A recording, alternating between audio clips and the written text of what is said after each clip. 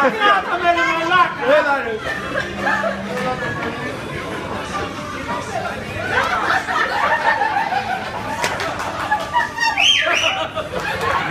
Ανοίχτε, ανοίχτε!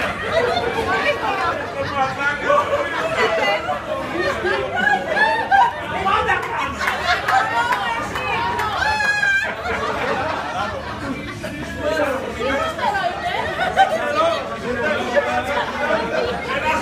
Μήπως σχέστηκες και με ρωτάς έτσι.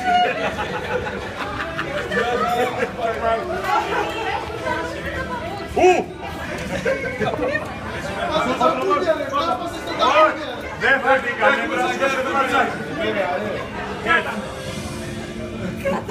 Έχουμε τσακέρι, δεν πειράζει. Περίμενε. Μαρίνα! Τα σίκα μπροστά. Μέσα τους κάτσε.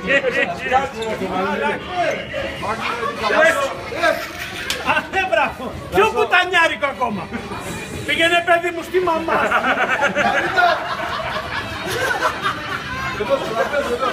Είναι κανένας κύριος που θέλει να βγάλω λεφτά! Ρε μαλάκα!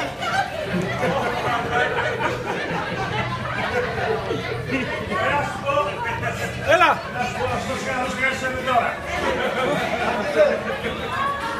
Πάντα τα κούνια μαλάκα στο απόλυτο. Τη γυναίκα δεν μπορεί να πάει σπίτι της. Έλα εδώ, έλα εδώ. Για τους άντρες 19-22 είναι αδιάθετη. Όποια άλλη μέρα θέλετε το τηλέφωνο το έχετε. Δεν ξέρω, εγώ τα φόρεσα.